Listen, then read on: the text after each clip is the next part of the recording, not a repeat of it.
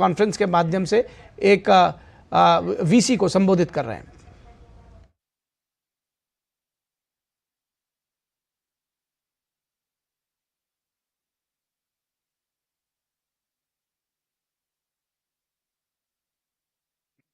नमस्कार। परम आदरणीय प्रधानमंत्री जी आज के कार्यक्रम में हमारे साथ जुड़ चुके हैं। मैं सभी उपस्थित अतिथिगण और लाभार्थियों की तरफ से प्रधानमंत्री जी का हार्दिक स्वागत करता हूं। वंचित वर्गों का सशक्तिकरण 2047 तक विकसित भारत के सपने को साकार करने के लिए अति आवश्यक है। आज का यह कार्यक्रम इसी दिशा में एक महत्वपूर्ण कदम है। देश के कोने कोने से लाखों लोग आज के कार्यक्रम में हमारे साथ जुड़े हैं। मैं सर्वप्रथम माननीय मंत्री श्री वीरेंद्र कुमार जी को स्वागत संबोधन के लिए आमंत्रित करता हूं।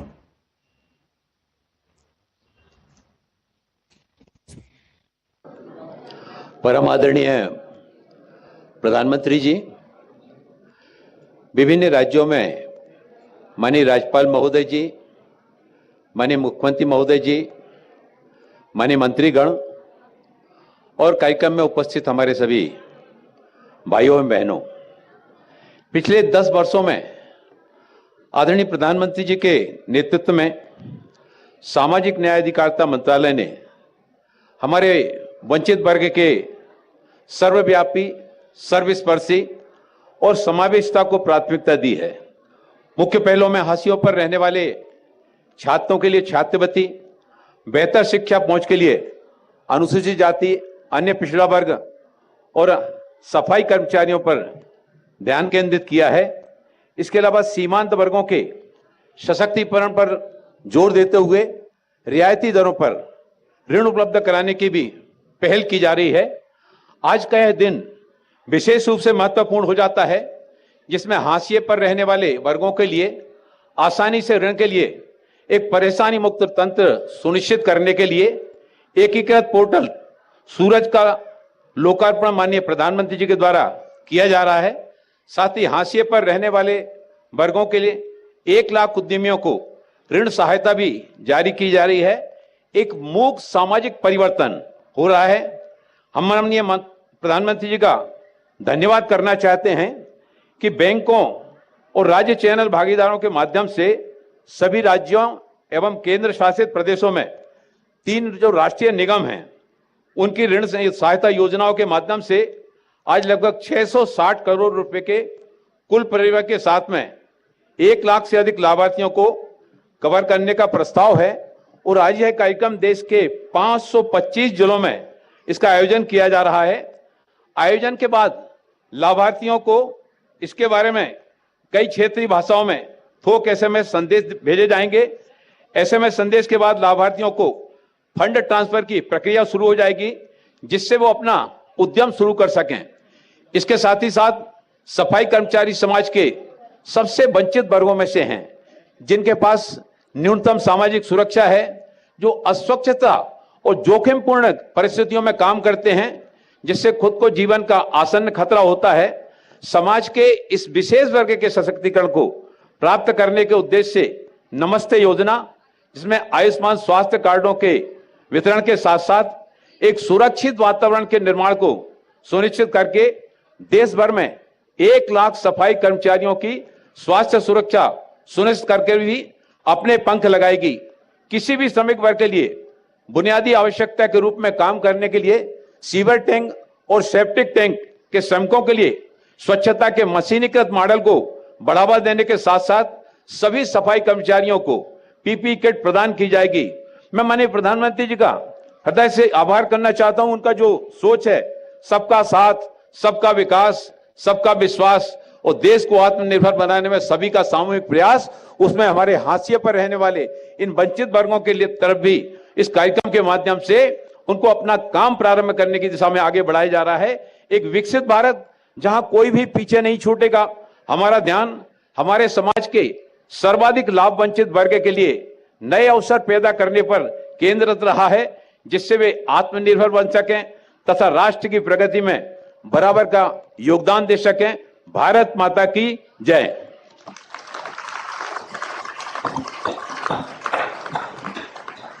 धन्यवाद मंत्री जी।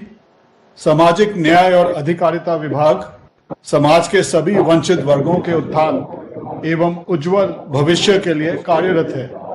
आइए इस पर एक लघु फिल्म देखते हैं।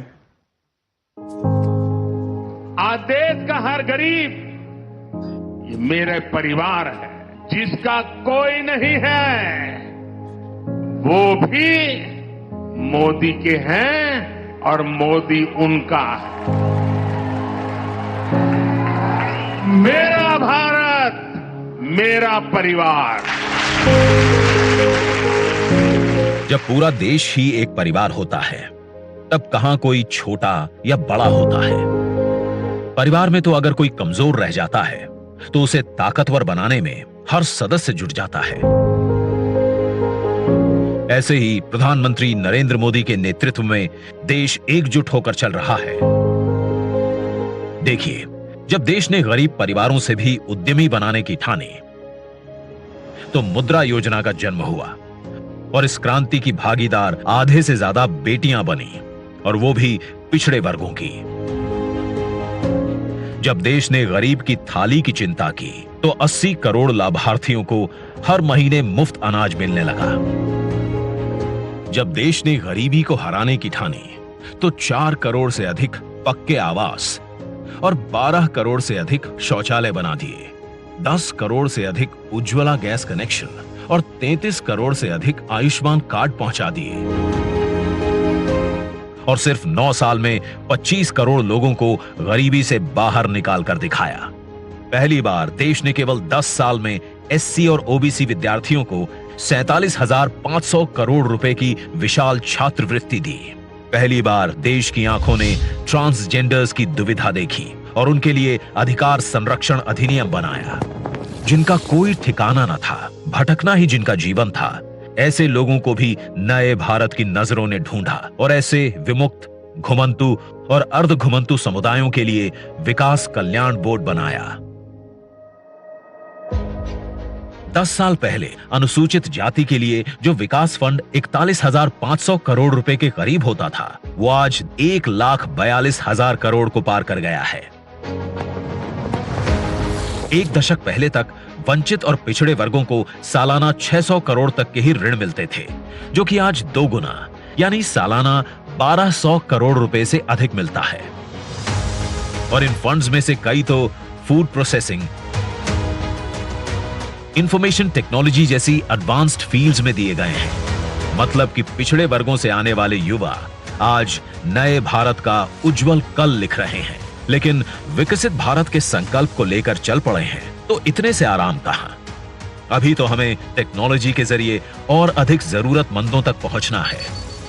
तभी तो आज एक ऐसा पोर्टल बनकर तैयार है जिस पर जाकर देश के वंचित पिछड़े व्यक्ति रियायती दरों पर ऋण प्राप्त करने के लिए ऑनलाइन आवेदन कर सकते हैं।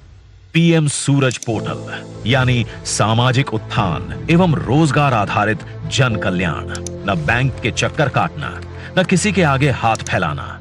इस पोर्टल पर जाकर उद्यमी 15 करोड़ रुपए तक के व्यापार लोन के लिए अप्लाई कर सकते हैं। इस पोर्टल पर स्टार्टअप उद्यमी, इनोवेटर्स, बिजनेस इंक्यूबेटर्स या अटल इंक्यूबेशन सेंटर्स में काम करने वाले रिसर्चर्स और रिसर्च स्टूडेंट्स भी 30 लाख रुपए तक की वित्तीय सहायता पा सकते हैं।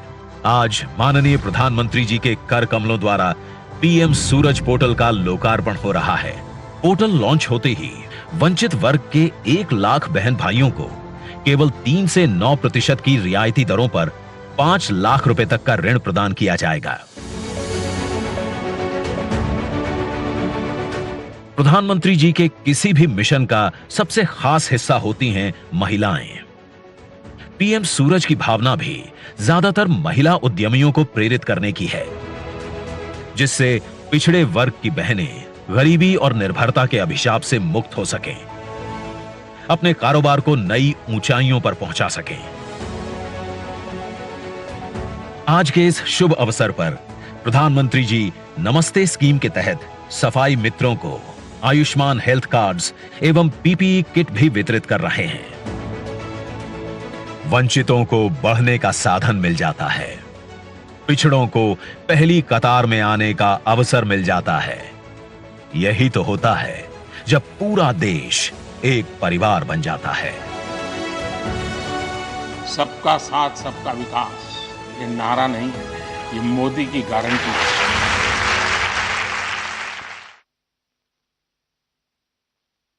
आज परम आदरणीय प्रधानमंत्री जी अपने कर कमलों द्वारा पीएम सूरज पोर्टल का लॉन्च करेंगे, जिसके साथ ही 1 लाख लाभार्थियों के मोबाइल पर ऋण राशि जमा होने की सूचना पहुंच जाएगी और 1 लाख सफाई मित्रों को नमस्ते आयुष्मान कार्ड और पीपीई किट के वितरण का शुभ आरंभ हो जाएगा।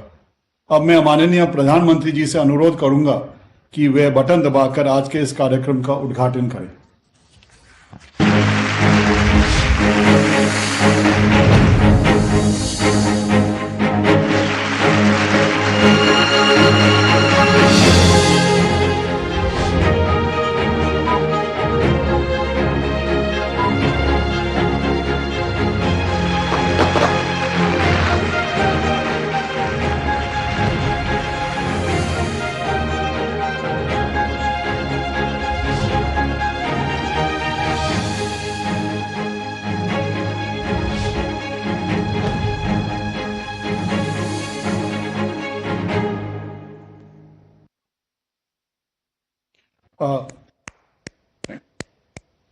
अब माननीय प्रधानमंत्री जी देश के विभिन्न हिस्सों से जुड़े कुछ लाभार्थियों से संवाद करेंगे। सबसे पहले इंदौर मध्य प्रदेश चलते हैं, जहां से श्री नरेंद्र सेन जुड़े हुए हैं। नरेंद्र जी नमस्ते। नमस्ते प्रधानमंत्री जी, thank you so much for the opportunity. आप बैठिए नरेंद्र जी, बैठिए, बैठ करके बात कीजिए। हाँ बताइए, पहले अपने विषय में बताइए, थोड़ा देशवासी जानना चाहेंगे। जी प्रधानमंत्री जी, सो मेरा नाम नरेंद्र सेन है। मैं इंदौर से हूँ, इंदौर से गांव से हूँ, जो इंदौर में 97 में हम मूव हुए थे। और फिर मेरी रुचि सर साइबर कैफ़े पे काम करते करते कोडिंग सीख गया मैं, और मैंने इंटरनेट कंपनी बनाई। और हम अभी देश का क्लाउड, न्यू क्लाउड बनाया है हमने, जो देश में स्टार्टअप, एमएसएमई और लार्ज एंटरप्राइज को एम्पावर करेगा। हमारे देश का जो क्लाउड या डिजिटल इकोनॉमी में कंट्रीब्यूशन है वो बहुत कम है, और फॉरेन क्लाउड ज़्यादा प्रचलित है। तो इसी को सोच के हमने बनाया कि हमारे देश के डेवलपर्स ने क्लाउड दूसरों के लिए बनाया, पूरी दुनिया को डिजिटलाइज किया। हमारे देश को डिजिटलाइज करने की ज़रूरत, हमारे देश का क्लाउड बनाने की ज़रूरत है, और इससे हमारी इंटरनेट कंपनीज को हम ग्लोबल ले जाएंगे, और इससे जो इकोनॉमी बेनिफिट होगा वो ज़्यादा काफ़ी हाई रहेगा। इसलिए हमने न्यू क्लाउड की शुरुआत करी, और आज हम काफ़ी सक्सेसफुली इसको चला रहे हैं और इसको आगे बढ़ा रहे हैं। काफ़ी लोग हमसे जुड़ गए हैं, कस्टमर्स हमारे जुड़ गए हैं, एमएसएमईज को हम डिजिटलाइज कर रहे हैं माननीय प्रधानमंत्री जी। तो ये हमारी जर्नी है। नहीं, नरेंद्र जी से नरेंद्र जानना चाहता है कि आपकी बचपन में कहाँ से कहाँ यात्रा चली, आप कैसे इस दुनिया में आ गए, थोड़ा बताएंगे?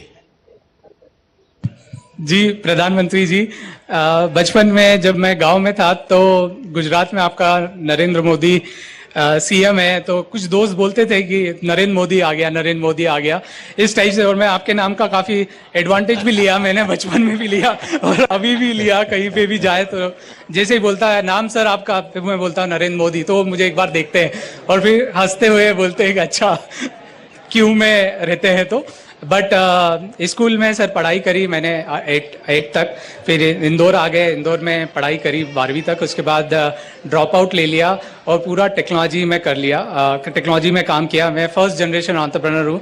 मेरे पिताजी कंस्ट्रक्शन कंपनी में नौकरी करते थे, और क्योंकि गांव से आप आए हो तो आप सबको काम करना पड़ता था, तो मैं भी काम करता था। और मैंने वहीं पे मेरा कंप्यूटर में काफ़ी इंटरेस्ट, मेरा एजुकेशन कॉमर्स में था, बट टेक्नोलॉजी में मेरा बहुत मन और रुचि, जैसे आपकी रुचि है।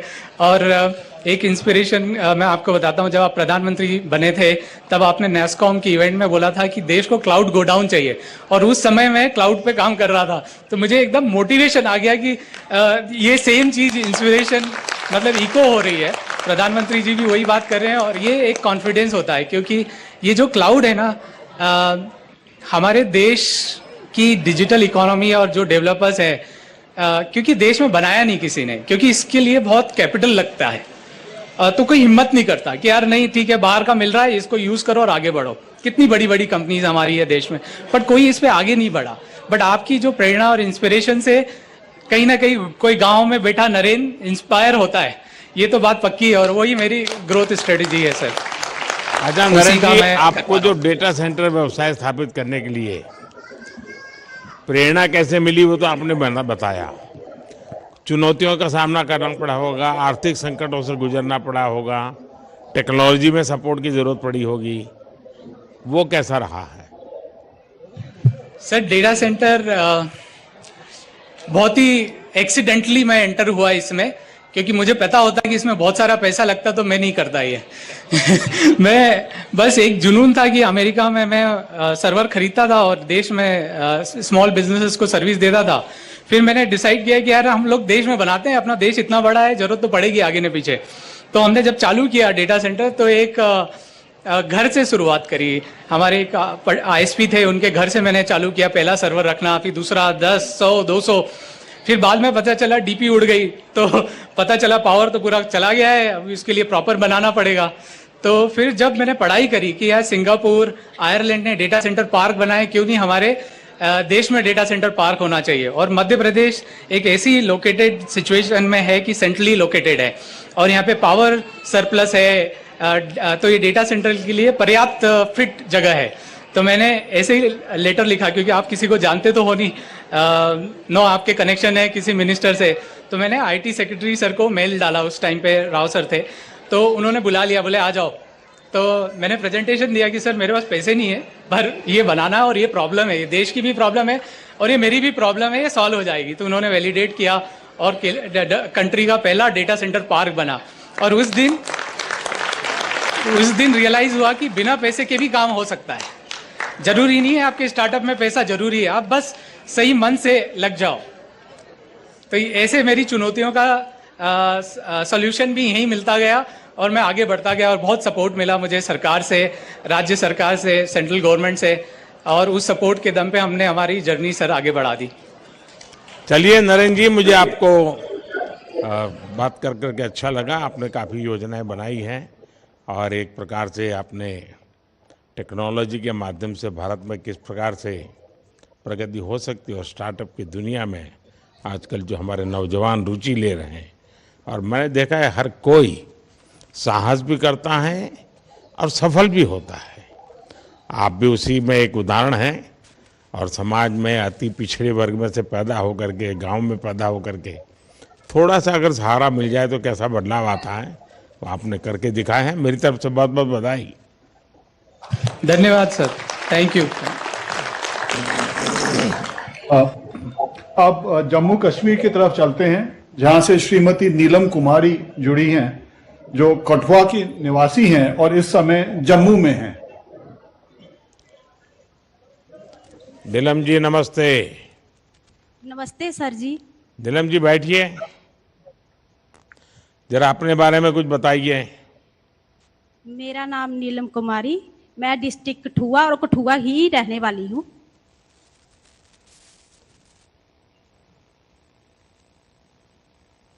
नहीं, थोड़ा बताइए ना, कैसे आप क्या काम कर रही हैं? हाँ सर, मैं बुटीक का काम करती हूँ। साहब बुटीक अपना जो कुछ भी हो बताइए मुझे, कैसे शुरू हुआ, कैसे कहाँ बढ़ पहुंचे? सर पहले मैं किसी की दुकान पे काम करती थी, जो 2-3 हजार पे किसी के आगे काम करना, और फिर तब भी मेरे घर का गुजारा जो बड़ी मुश्किल से होता था। जो मेरे घर वाले जो लकड़ी का काम करते, कभी उनको काम मिलता था और कभी नहीं। जो मैं काम बाहर दुकान पे करती थी। जब लॉकडाउन हुआ तो मेरा वो काम भी छूट गया।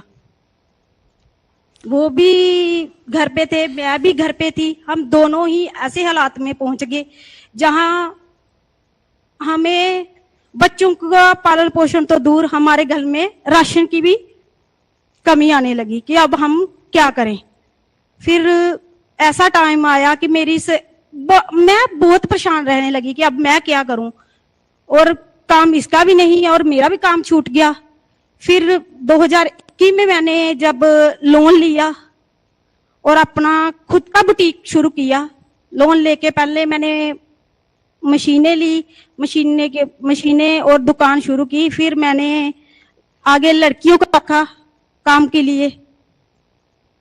नहीं, आपको अपना व्यवसाय शुरू करना में सरकारी योजनाओं को साथ किस प्रकार से आपका अनुभव आया, कितनी मदद मिली और मदद के लिए कैसे पहुंचे आप? सर, मुझे सरकारी योजना भारत सरकार की ओर से सब योजनाएं मुझे मिली हैं। जैसे सिलेंडर की होगी, जहाँ मेरा जैसे कच्चा मकान था वो बना मेरा। फिर जैसे हेल्थ इंश्योरेंस मिला मुझे आयुष्मान कार्ड से। फिर और शौचालय बना मेरे घर में। से एक योजना मुझे भारत सरकार ने दी। अब पहले आप किसी के यहाँ काम करते रही, अब खुद की दुकान बन गई, तो आप तो एक बहुत बड़ा गर्व महसूस करती होगी। सर, बहुत बड़ा। आज महिलाओं को खुद निर्भर हैं हम खुद अपने ऊपर।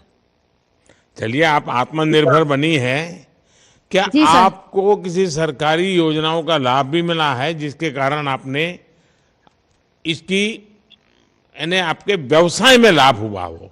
आपके जीवन में तो मदद की सरकार की योजनाओं का आपको फायदा हुआ है, लेकिन जो व्यवसाय का काम कर रहे हैं उसमें कैसे मदद मिली? उसमें मैंने जैसे सर लोन लिया,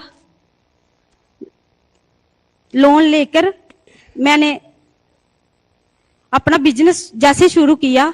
और कितने लोग अभी काम करते होंगे आपके पास? अभी सर मेरे पास 4 लड़कियां काम कर रही हैं। अच्छा, 4 लोगों को आप रोजगार देती है?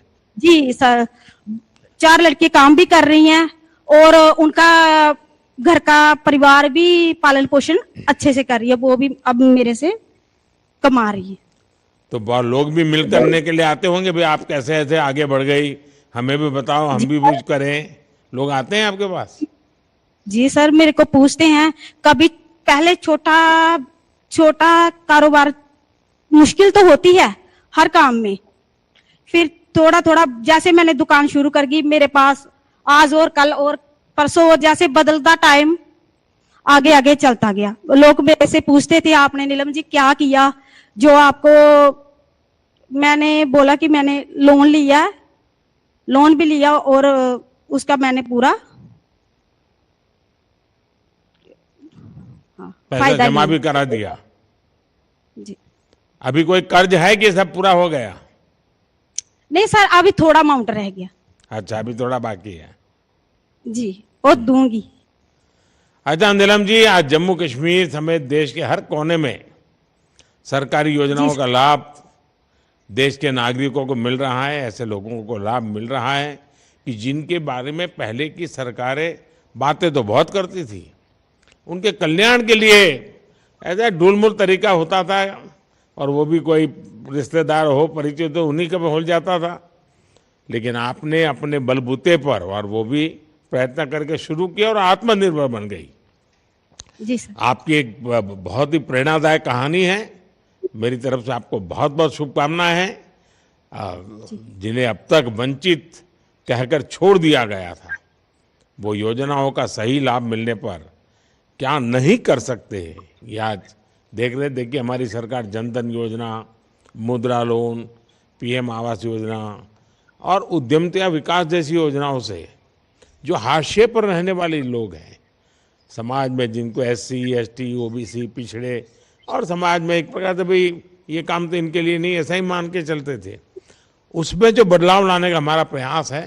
और आपसे बात मुझे करके लगा कि हम सही दिशा में हैं और सही काम हो रहा है। बहुत बहुत बधाई आपको। जी सर। सर, सब धन्यवाद देना चाहती हूँ हम अपने और अपने परिवार के बारे में। अब महाराष्ट्र के अहमदनगर चलते हैं, जहां से श्री नरेश साहबराव अवचार जुड़े हुए हैं। नरेश जी नमस्कार। नमस्ते आदरणीय प्रधानमंत्री जी। नरेश जी बैठिए। हाँ नरेश जी बताइए जरा। सर मेरा नाम नरेश साहिबराव अवचर है। मैं महाराष्ट्र के रालेगंज थिरपाल गांव से हूँ और मैं जल जीवन एग्रोटेक लिमिटेड प्राइवेट लिमिटेड का फाउंडर हूँ। मैंने इसकी शुरुआत मैं और अपने भाई दोनों ने मिलकर इस कंपनी की शुरुआत करती थी। हमारी जो कंपनी है बेसिकली वो एग्रीकल्चर वेस्ट वाटर पे काम करती है और हमारा एक ही मिशन है कि एग्रीकल्चर का जो भी वेस्ट वाटर है उसको हमें बचाना है। इसके लिए हमें भारत सरकार की जो स्कीम है असीम अंबेडकर सोशल इनोवेशन मिशन, इसके तहत मुझे 30 लाख रुपए की लोन राशि मिली है, जिससे मैंने अपना बिजनेस शुरू कर दिया है। इसके लिए मैं अब भारत सरकार को और प्रधानमंत्री जी को धन्यवाद देना चाहता हूँ। अच्छा आप कहाँ किसानी और कहाँ कंपनी के मालिक बन गए? ये जरा यात्रा बड़ी गजब लग रही है भाई। सर मेरे पिताजी और माँ दोनों भी खेत में काम करते थे और मैंने उनको दोनों को काम करते देखा। मैंने भी अपनी खेती में काम किया है, तो उससे मुझे अनुभव मिला है कि खेती के काम कैसे होते हैं। सरकार से आपको क्या क्या मदद मिली? सरकार से मुझे आयुष्मान भारत कार्ड मिला है और राशन मिड डे मील का राशन के मिला है। नहीं इस व्यवसाय में 80 लाख रुपए का जो लोन मिला, इसके अतिरिक्त किस प्रकार से आपको आगे बढ़ने में सहायता हुई? इस लोन से मैंने पूरी मशीनरी वगैरह ली और वहां से अपना कारोबार शुरू कर दिया। अच्छा आप अपने व्यवसाय के जरिए किसानों की मदद कर पाते होंगे, तो वो कैसे करते हैं और भविष्य में आप क्या करना चाहते हैं? मैंने इसमें एक इनोवेटिव प्रोडक्ट बनाया है जो सारे किसानों को बहुत फायदेमंद है और वो देश के हर किसान को वो अगर वो यूज करता है तो उनके काफी सारी जो वेस्ट वाटर है वो बच सकता है। तो आपने खुद ने इसको इनोवेट किया है, खुद ने बनाया इसको? हाँ ये इसको मैंने खुद बनाया है और इसके लिए मुझे भारत सरकार से पेटेंट मिला है। मतलब आप किसानी भी करते हैं, जल संरक्षण करते हैं, एक प्रकार से आप तो पर्यावरण का भी काम कर रहे हैं, दोनों काम कर रहे हैं। Yes sir. अगर कृषि क्षेत्र में कोई उद्यमी आना चाहे तो आप उनको क्या सलाह देंगे? भारत एक कृषि प्रधान देश है और मैं ये नवीन जो भी नए उद्योजक है उनको बोलना चाहूंगा कि आप भी ऐसी स्कीम का बेनिफिट्स ले और अपना फायदा करें। चलिए नरेश जी, मुझे कृषि से जुड़े कार्यों में लगे हुए आप जैसे युवाओं का उत्साह अपने आप में बहुत ही खुशी देने वाला है। आपकी यात्रा कई ऐसे युवाओं को प्रेरित करती है जो कृषि क्षेत्र में उद्यमी बनना चाहते हैं। मेरी तरफ से आपको बहुत बहुत शुभकामनाएं। धन्यवाद मोदी जी और धन्यवाद भारत सरकार। नमस्कार। अब हम चलते हैं आंध्र प्रदेश के गुंटूर जिले में, जहां से श्रीमती अदिपुड़ी मुथम्मा हमारे साथ हैं। मुथम्मा गारू नमस्ते। नमस्कार सर। बैठिए बैठिए मुथम्मा गारू, बैठिए आप। अच्छा मैं हिंदी बोलूंगा, आपको साथ में जो बैठे हैं वो समझाएंगे और आपसे बात भी करने का मुझे मौका मिल जाएगा। वैसे तो अब हमने एक आर्टिफिशियल इंटेलिजेंस का उपयोग करते हुए मेरे सभी भाषणों को आप अगर तेलुगु में सुनना चाहे तो मिल जाएंगे, कोई तमिल में सुनना चाहे तो मिल जाएगा। खैर आज तो मैं वो एआई का उपयोग नहीं कर रहा हूँ, आज मैं सीधा सीधा आपसे बात करके ही। अच्छा पहले मुथम्मा जी जरा अपने बारे में बताइए और मैंने जो कहा उसका जरा पहले ट्रांसलेशन कर दीजिए। మీరు ఇప్పటి వరకు ఎలాగున్నారు మీ గురించి చెప్పండి ప్రధానమంత్రి గారికి। ఇప్పుడు మీరు ముందు ఎలా ఉండేవాళ్ళో చెప్పండి। ఇంత ముందు రోడ్డు మీద చెత్త ఏరుకొని బతికేటోళ్ళం సార్ మేము। నేను నాకు భర్త నాకు ఇద్దరు పిల్లలు సార్. రోడ్డు మీద మనుషుల్లాగా మేము లేం సార్. మరి గలీజు బతుకు సార్ మాది. అసలు మా బతుకుల గురించి మేము చెప్పుకోవాలంటే చెప్పుకోలేని పరిస్థితి సార్. నా పిల్లలు నేను రోడ్డు మార్జింగ్లో వాన లేదు ఎండ లేదు, అలాంటి చోట్ల నుంచి ఈరోజు నేను ఇక్కడ కూర్చొని మాట్లాడుతున్నానంటే నాకు సంతోషంగా ఉంది సార్. नमस्ते प्रधानमंत्री जी। मेरा हम पहले जिंदगी में थे ऐसा गुजर रहे थे कि सड़क पर साफ सुधार करके कूड़े निकाल के अपने बच्चों के साथ ऐसा जीवन बीत लिया था ही कि कूड़े निकालना वर्षा में भी हो या धूप में भी हो, ये काम करके इतना कम नजर से देखे हुए थे हमको। हम इतनी बर्बाद जिंदगी जिए थे। मुथम्मा जी, आप बहुत भावुक हो गई, आपका दर्द मैं समझ सकता हूं, लेकिन अब तो आप लोगों की प्रेरणा बन गई हो। अतः जी, आपका जो सेप्टिक टैंक व्हीकल का काम चल रहा है वो कैसा चल रहा है? ముత్తమ్మ గారు, మీకు ఇచ్చిన ఆ మిషన్ ఎలా పనిచేస్తుంది, మీరు ఎలా చేస్తున్నారు?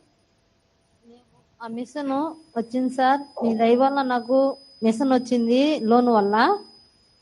ఏంది దాన్ని లోను నా పేరు వచ్చగానే నాకు సంతోషం వచ్చింది సార్. కానీ మనకు చదువు లేదు, దాన్ని క్యారిపేరు చెప్పలేను. కానీ మొత్తం ఆ లోన్ వచ్చిన కాడి నుంచి నాకు కొంచెం సంతోషం వచ్చింది సార్. మాకు కూడా రోడ్డు మీద ఉన్న వాళ్ళకి మాకు కూడా విలువ ఉంది జనంలో అనుకొని ఒక సంతోషం వచ్చింది సార్ నాకైతే. केंद्र सरकारी ओर से उद्यम योजना, स्वच्छता योजना से मिली उस मिशन आने के बाद माने सेप्टिक टैंक शुद्ध करने वाली मिशन मिल गए ना सर, वो मेरे नाम पर आया। ये देखकर मुझे बहुत खुश हुआ सर। तब से हमारे जिंदगी बहुत अच्छी तरह चल रही सर। अच्छा मुथम्मा जी, सेप्टिक टैंक की डीस्लजिंग व्हीकल इसकी मंजूरी मिलने के पहले और बाद के जीवन में अंतर कैसे देखती हैं आप? ముత్తమ్మ గారు, ఇది రాకముందు మీ జీవితం ఎలా ఉంది, ఇది వచ్చినాక మీ జీవితం ఎలా ఉంది? ఇది రాకముందు అయితే మా జీవితం మాకే నమ్మకం లేని జీవితం సార్. ఇప్పుడు ఈ సెప్టిక్ ట్యాంక్ వచ్చినాక నా జీవితం మీద నాకు నమ్మకం వచ్చింది సార్. ఇంతమందిలో నేను తలెత్తుకొని బతకగలను, నాకు ఒక నమ్మకం వచ్చింది సార్. सर, ये आने के पहले मेरे जिंदगी बहुत बिगड़ हुई सर, कम नजर से देख रहे हैं। ये आने के बाद ऐसा भरोसा मिल गया है कि सब लोग हमको अच्छी नजर से देख रहे हैं। मैं भी एक औरत हूँ, मैं इस समाज में जी सकती हूँ, ऐसी भावना मिल गई केवल आपकी वजह से सर। परिवार में बाकी लोग भी खुश होंगे, बच्चों की पढ़ाई भी होती होगी, पूरा वातावरण बदल गया होगा। నీ జీవితంలో ఎటువంటి పరివర్తన వచ్చింది, మీ పిల్లల్ని ఎలా చదివించుకుంటున్నారు, ఇవన్నీ చెప్పండి సార్. నా పిల్లల్ని గవర్నమెంట్ స్కూల్లోనే చదివించుకుంటున్నాను సార్. గవర్నమెంట్ స్కూల్లోనే చదివించుకుంటున్నాను. ఏమన్నా ఇప్పుడు మీరు ఇచ్చిన బండికి వెళ్ళి ఆ బండి కాడ చిన్న డ్రైవింగ్ లాగా నేనే నేర్చుకోవాలి అనుకుంటున్నాను సార్. ఆ బండి నేర్చుకొని నేనే తోలాలి. నాకనేది నమ్మకం, ఇది నా బండి, నా సొంతం బండి నేనే నడపాలి సార్. అంత నమ్మకం మీరు ఇచ్చారు కాబట్టి మీకు ధన్యవాదాలు సార్. నేను मेरी बच्चों को सरकारी स्कूल में भेज रही हूँ सर। मैं ही स्वयं ड्राइविंग सीखकर मेरी गाड़ी को मैं ही चलाकर मेरी बच्चों को नई जिंदगी दिलाना चाहती हूँ। आपकी व्हीकल के द्वारा हम बहुत खुश है सर। हमारी तरफ से केंद्र सरकार को आपको बहुत बहुत धन्यवाद है सर। मुथम्मा जी, क्या आपको सरकार की किसी और योजना का भी लाभ मिला है क्या? ముత్తమ్మ గారు, మీకు భారత సర్కార్ నుంచి ఇంకా ఏమైనా లభించినాయా? లభించింది sir. Aadhaar card, ration card, bank card, gas. ఇప్పుడు ఈ బండి సార్ 17 లక్షల బండికి ఈ రోజు నేను ఓనర్ అయ్యాను సార్. అది మీ దయ వల్ల సార్. सर, हमको भारत सरकार की ओर से रेशन कार्ड मिला, आधार कार्ड मिला और जीरो अकाउंट बैलेंस का अकाउंट मिला और गैस भी मिला। इनके साथ साथ आपने दिए गए 17 lakhs का ये व्हीकल मिल गया सर। ये तो आपकी वजह से मिला, इसलिए बहुत बहुत धन्यवाद है सर आपको। चलिए मोथम्मा जी, आपका आत्मविश्वास देख करके मुझे बड़ा आनंद हो रहा है। आपके और आपकी टीम द्वारा किए गए सराहनीय, और ये मेरा सबसे प्रिय विषय है स्वच्छता, आप उसको अब आगे बढ़ा रही हैं, तो मैं आपको बहुत बधाई देता हूं। आपने बताया कि किस तरह से आपके जीवन में बदलाव आए हैं। हमारी सरकार पिछले 10 वर्षों से नागरिकों के जीवन में सकारात्मक बदलाव के लिए ही काम कर रही है। नारी का सम्मान और समृद्धि दोनों ही हमारे संकल्प का हिस्सा हैं और आपका जीवन इसका उदाहरण है। आपको, आपकी टीम को और पूरे परिवार को मैं बहुत बहुत बधाई देता हूं। और मैं अभी जो भाषण करूंगा वो हिंदी में करूंगा, लेकिन अगर आपको कोई वहां होंगे तो बाद में घर जाकर के मोबाइल फोन पर आप तेलुगु में ही मेरा भाषण सुन पाओगी, तो जरूर सुनिएगा आप सब लोग। धन्यवाद सर। धन्यवाद जरूर जी। सुने, जरूर सुने। धन्यवाद। अब मैं नमस्कार सर। अब मैं परम आदरणीय प्रधानमंत्री महोदय जी से निवेदन करता हूं कि वे हम सबका मार्गदर्शन करें।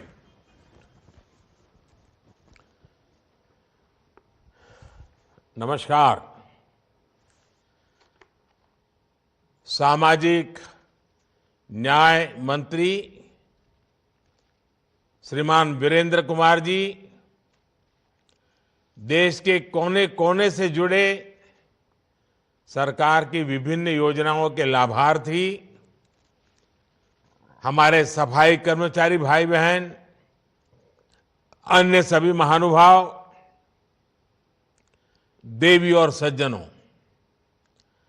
आज इस कार्यक्रम में देश के करीब 470 जिलों के लगभग 3 लाख लोग सीधे जुड़े हुए हैं।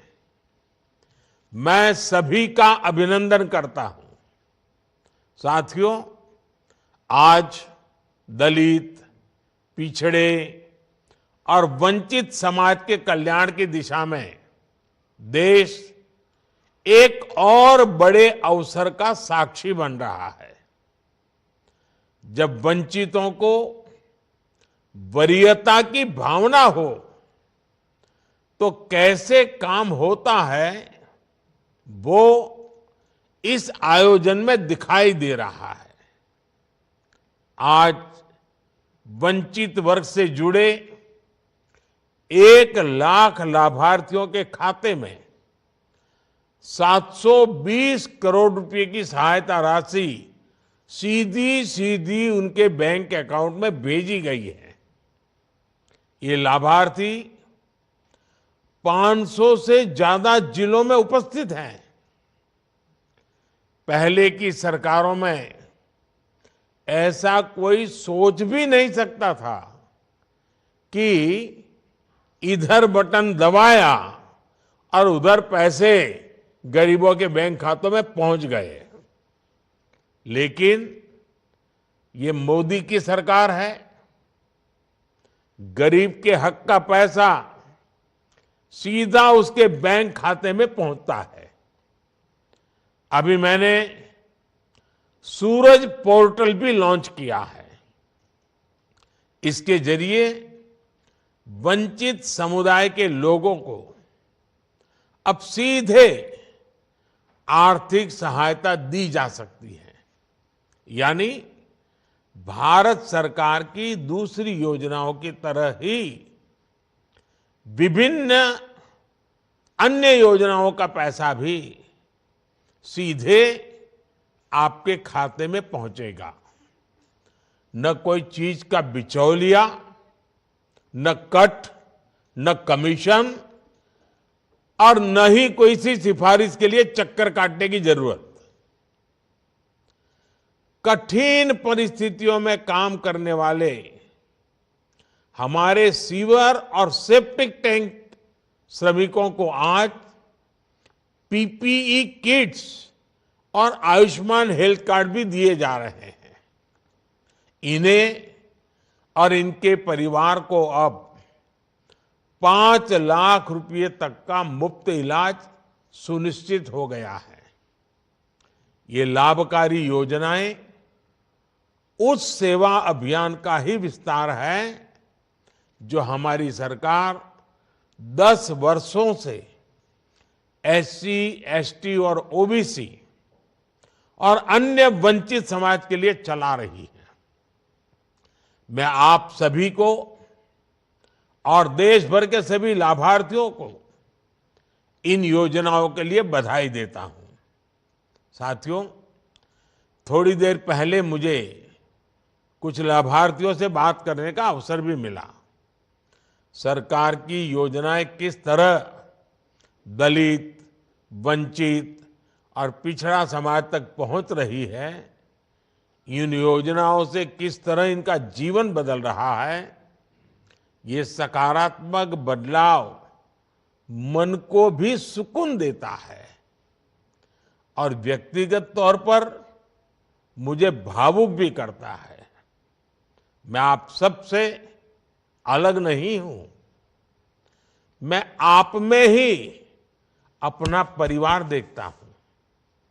इसलिए जब मुझे विपक्ष के लोग गाली देते हैं, जब ये लोग कहते हैं कि मोदी का कोई परिवार नहीं है, तो मुझे सबसे पहले आपकी ही याद आती है।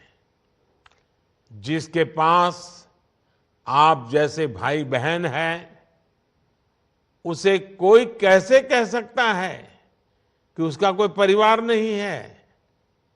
मेरे पास तो आप सबके रूप में करोड़ों दलितों, वंचितों और देशवासियों का परिवार है।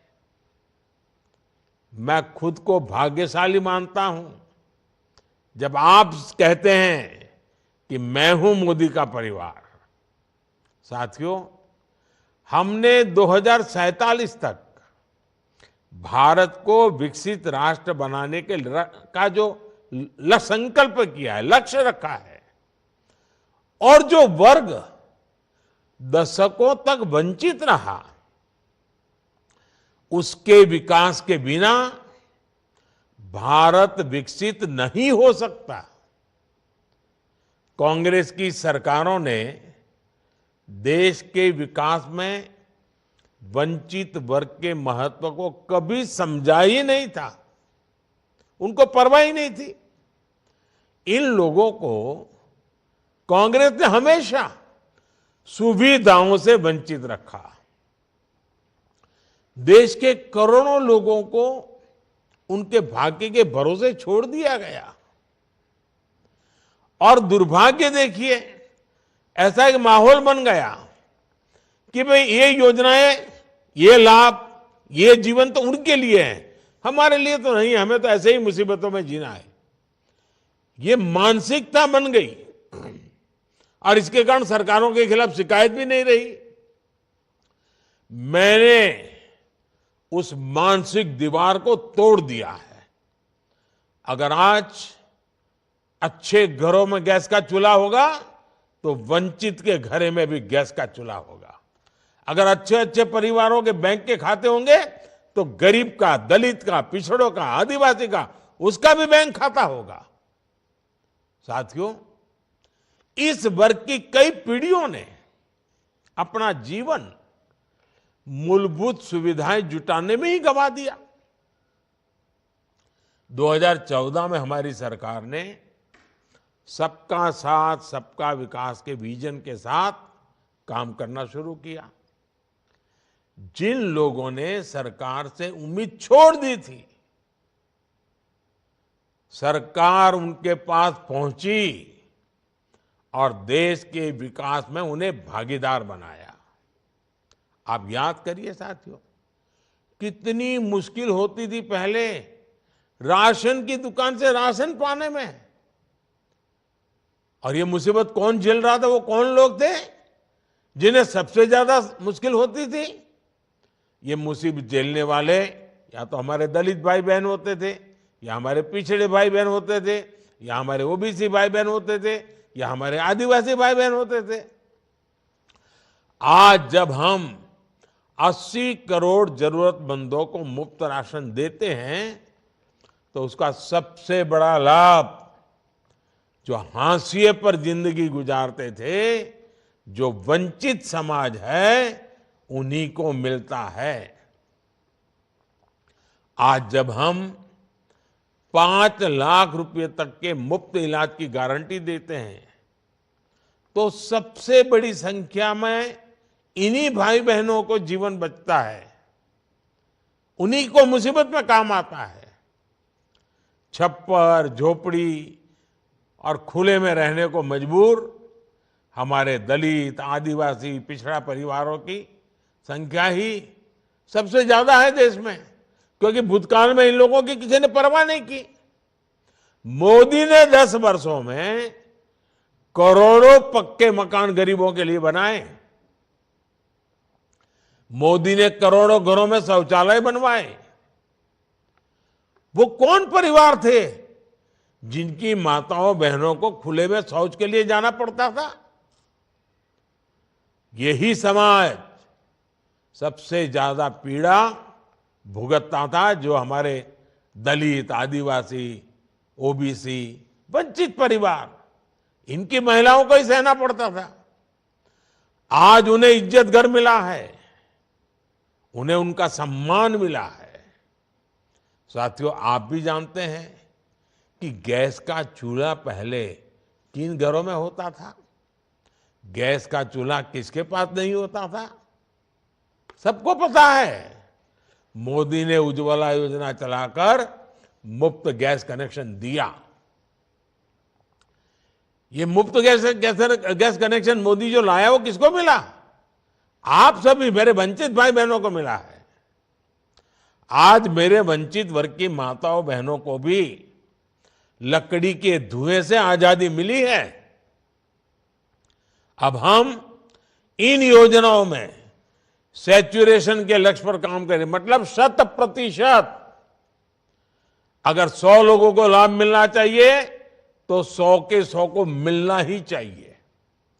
देश में बड़ी संख्या में गुमंतु और अर्ध गुमंतु समुदाय के लोग भी हैं। उनके कल्याण के लिए भी तो कोई कार्यक्रम चलाए जा रहे हैं। नमस्ते योजना के जरिए सफाई कर्मचारी भाई बहनों का जीवन बेहतर हो रहा है। हम मैला ढोने की अमानवीय प्रथा को खत्म करने में भी सफल हो रहे हैं। हम इस दंश को झेलने वाले लोगों के लिए सम्मानजनक जीवन जीने की व्यवस्था भी बना रहे हैं। इस प्रयास के तहत लगभग 60,000 लोगों को आर्थिक सहायता दी गई है। साथियों, एससी, एसटी, ओबीसी, वंचित वर्ग को आगे लाने के लिए हमारी सरकार हर तरह से प्रयास कर रही है। विभिन्न संस्थाओं से वंचित वर्ग को जो मदद मिलती है, इन 10 वर्षों में हमने उसे 2 गुना किया है। अकेले इसी साल सरकार ने एससी समाज के कल्याण के लिए करीब 1,60,000 करोड़ रुपए दिए हैं। पिछली सरकार में लाखों करोड़ रुपए केवल घोटालों के नाम से सुनने में आते थे। हमारी सरकार ये पैसा दलित, वंचित कल्याण के लिए और देश के निर्माण के लिए खर्च कर रही है। एससी, एसटी और ओबीसी समाज के युवाओं को मिलने वाली छात्रवृत्ति यानी स्कॉलरशिप को भी बढ़ाया गया है। हमारी सरकार ने मेडिकल की सीटों में ऑल इंडिया कोटा में ओबीसी के लिए 27% आरक्षण को लागू किया। हमने नीट की परीक्षा में भी ओबीसी के लिए रास्ता बनाया। वंचित समुदाय के जो बच्चे विदेश जाकर मास्टर और पीएचडी डिग्री हासिल करना चाहते हैं, उन्हें नेशनल ओवरसीज स्कॉलरशिप से मदद मिल रही है। साइंस से जुड़े विषयों में पीएचडी करने वाले छात्रों को आगे बढ़ाने के लिए नेशनल फेलोशिप की राशि भी बढ़ाई गई है। हमें इस बात का संतोष है कि हमारे प्रयासों से national commission of backward class को संवैधानिक दर्जा मिला है। हम इसे भी अपना सौभाग्य समझते हैं कि हमें बाबा साहब आम्बेडकर के जीवन से जुड़े पंच तीर्थों के विकास का अवसर मिला है। साथियों, वंचित वर्गों के युवाओं को रोजगार और स्वरोजगार के भी भाजपा सरकार प्राथमिकता दे रही है। हमारी सरकार की मुद्रा योजना के तहत गरीबों को करीब 30 लाख करोड़ रुपए की मदद दी गई है। ये मदद पाने वाले ज्यादातर युवा एससी, एसटी और ओबीसी कैटेगरी के ही है। स्टैंड अप इंडिया योजना से एससी और एसटी वर्गों में एंटरप्रेन्योरशिप को बढ़ावा मिला है। इस वर्ग को हमारे वेंचर कैपिटल फंड स्कीम से भी मदद मिली है। दलितों में एंटरप्रेन्योरशिप को ध्यान में रखकर हमारी सरकार ने आम्बेडकर सोशल इनोवेशन और इंक्यूबेशन मिशन भी लॉन्च किया है। साथियों, हमारी सरकार की गरीब कल्याण की योजनाओं का सबसे बड़ा लाभ दलित, आदिवासी, ओबीसी, जो हमारे यहां हाशिए पर है, वंचित समाज है, उनको ही मिला है। लेकिन मोदी जब दलित, वंचित समाज की सेवा के लिए कुछ भी करता है तो इंडी गठबंधन वाले लोग सबसे ज्यादा चिढ़ जाते हैं। कांग्रेस वाले कभी नहीं चाहते कि दलितों, पिछड़ों, आदिवासियों का जीवन आसान बने। वो तो आपको बस तरसा कर ही रखना चाहते हैं। आप किसी भी योजना को देखिए, इन्होंने आपके लिए शौचालय बनवाने का मजाक उड़वाया। इन्होंने जनधन योजना और उज्ज्वला योजना का विरोध किया।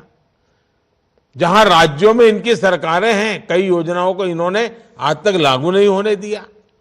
ये जानते हैं कि दलित, वंचित, पिछड़ा, ये सारे समाज और वहां के युवा अगर आगे आएंगे तो इनकी परिवारवादी राजनीति की दुकान बंद हो जाएगी।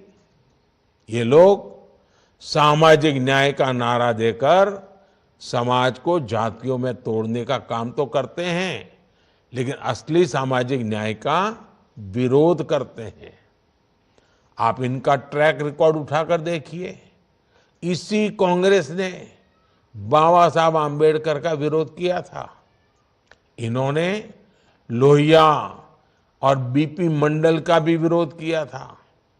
कर्पूरी ठाकुर जी का भी इन लोगों ने हमेशा निरादर किया। और जब हमने उन्हें भारत रत्न दिया तो इंडी गठबंधन के लोगों ने उसका भी विरोध किया।